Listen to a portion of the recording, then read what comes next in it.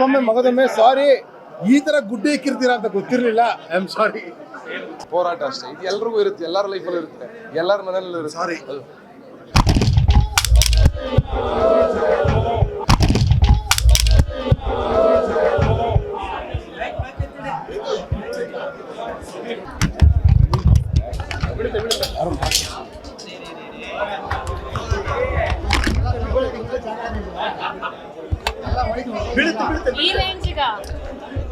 ನಮ್ಮ ಅಪ್ಪುಗೆನೆ ಹಂಗೆ.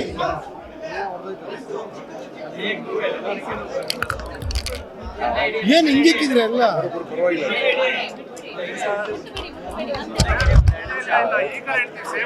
ಏನಾಗುತ್ತೋ ಎಲ್ಲ ರೆಡಿ ಮಾಡಿಸ್ಕೊಡ್ತೀನಿ.